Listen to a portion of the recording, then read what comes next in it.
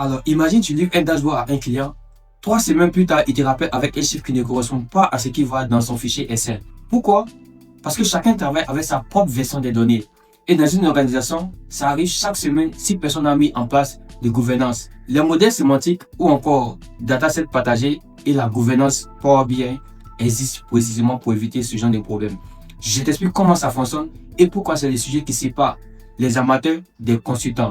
Laisse-moi te donner une image concrète de ce qui se passe dans une organisation sans gouvernance des données. Le commerçant présente par exemple 12,3 millions de chiffres d'affaires. Le DAF quant à lui affiche sur 11,8 millions sur son tableau. Le contrôleur de gestion a 12,1 millions dans son Excel. 3 chiffres différents pour la même métrique.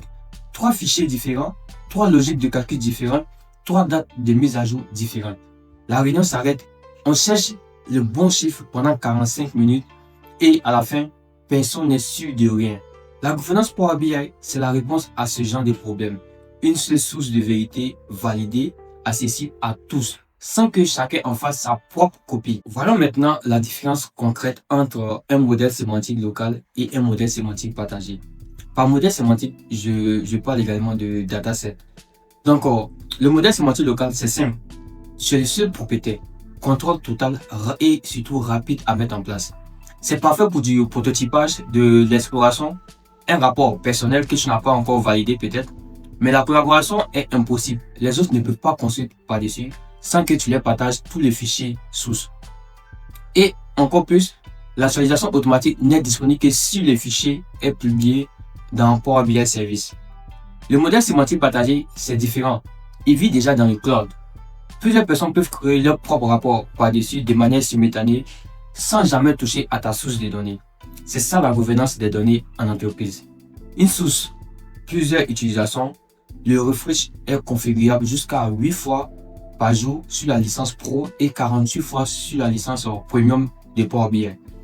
Et Power BI garde la liste de tous les rapports connectés à ton modèle. Maintenant, le mécanisme clé que tu dois absolument comprendre, c'est les permissions d'accès ou encore build permission.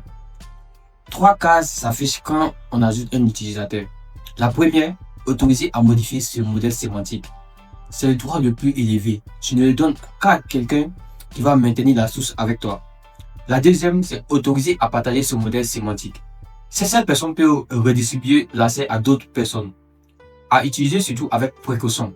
La troisième, autoriser à créer du contenu avec les données associées à ce modèle.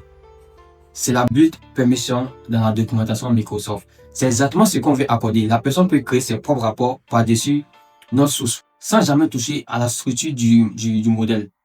Tu coches uniquement cette troisième case, tu gardes la main sur la source, tu délègues uniquement la création. Mais attention, dès que Power BI applique automatiquement. Sans cette permission, la personne ne voit rien du tout, même si elle a accès à l'espace de travail. Et si les rapports sont connectés à ton modèle, tu ne peux pas les supprimer. Power BI bloque et t'indique exactement quel rapport serait cassé. À savoir que Power BI propose 4 niveaux d'approbation pour un modèle sémantique partagé. Le premier, aucun. Le modèle apparaît dans les résultats de recherche, mais il n'est pas approuvé. C'est l'étape par défaut. Le deuxième, c'est l'approbation promue. Tu l'actives toi-même dans les paramètres. Et ce modèle est fiable, je vous le recommande. Pas de processus formel. Et la troisième ici, c'est certifié. Ce niveau nécessite des droits spéciaux accordés par l'administrateur Power BI. Processus formel, validation par les équipes data. Un modèle certifié, c'est un contrat. Ces chiffres sont officiels, validés et maintenus. Le quatrième, données maîtres. Le niveau le plus élevé, réservé aux référentiels critiques de l'organisation. Clients, produits, fournisseurs, une source essentielle d'enregistrement organisationnel. Dans les grandes organisations, seuls les modèles certifiés et données maîtres sont référencés dans le catalogue officiel. Les autres ne sont pas visibles par défaut. Je suis dans Power BI Desktop avec le fichier chargé. On va publier maintenant ce modèle sémantique et configurer la gouvernance étape par étape. Je vais publier le modèle. Pour cela, je vais me rendre dans l'onglet Accueil et je vais venir cliquer sur Publier. À votre niveau, vous allez trouver mon espace de travail. Vous pouvez cliquer directement par défaut. Même pour les hommes ici, je vais utiliser mon espace de travail personnel. Donc pour cela, je vais cliquer sur Projet perso. Une fois c'est fait, le modèle est maintenant dans le cloud. Power BI Service va s'ouvrir une fois que je clique sur Ouvrir les hommes dans Power BI. Vous allez voir maintenant, mon navigateur maintenant va s'ouvrir ici pour me rediriger vers mon modèle sémantique. Donc, je me connecte. Sans plus tarder, je vais configurer maintenant les permissions. Je vais me rendre ici dans espace de travail. Vous voyez ici, j'ai mes différents espaces du travail qui sont disponibles. Projet perso, mon espace de travail. Vous voyez ici, j'ai tous mes rapports et mes modèles sémantiques que j'ai déjà eu à publier qui sont là. Donc pour l'exemple ici, on va venir sur projet perso. Voilà, donc ici, vous voyez, quand je survole, il y a les 3 points qui s'affichent ici. Donc je clique sur ces 3 points là et je viens maintenant gérer les autorisations. Là maintenant, je vais configurer les permissions. Il suffit juste de cliquer sur ajouter un utilisateur et nous avons ici ajouté les destinataires à modifier ce modèle sémantique, autoriser les destinataires à partager ce modèle sémantique et autoriser les destinataires à créer du contenu avec les données associées à ce modèle sémantique. Je vais cocher uniquement que autoriser les destinataires à créer du contenu avec les données associées. Cette personne peut maintenant construire ses propres rapports sur mes données sans toucher à la source. Donc une fois que ça c'est fait, je n'ai qu'à saisir juste l'adresse email ou le nom de la personne automatiquement. Par exemple, je vais prendre un nom d'une personne présente dans notre organisation. Et voilà, une fois c'est fait, je clique sur accorder l'accès et c'est bon. Maintenant, je vais promouvoir le modèle toujours dans mon espace de travail. Je vais venir ici sur les 3 points ici et je vais cliquer sur paramètres. Et là, je vais descendre et chercher approbation. Vous voyez ici, nous avons approbation et découverte. Par contre, vous, à votre niveau, si vous cliquez sur mon espace de travail, vous aurez ici, si vous cliquez sur les 3 points au niveau des paramètres, vous allez avoir plutôt approbation tout court. Vous voyez, approbation, et vous avez maintenant la possibilité de choisir soit aucun, promu.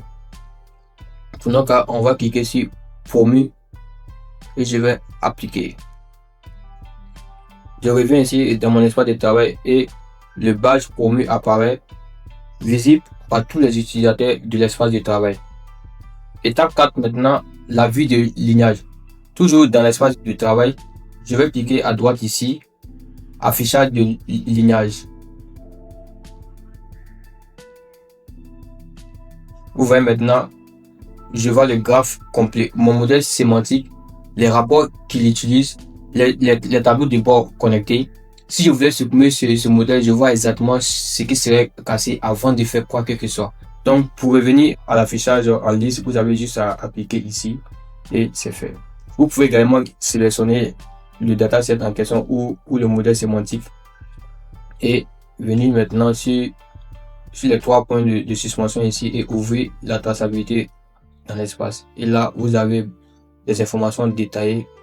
En entreprise, voilà la statistique que je recommande systématiquement. Ce qu'on appelle le modèle Gold. L'équipe de data crée et maintient un modèle sémantique central, certifié, validé et documenté. C'est la référence unique de l'organisation. Par-dessus ce modèle Gold, chaque équipe fait ce dont elle a besoin. Le marketing crée ses rapports de performance.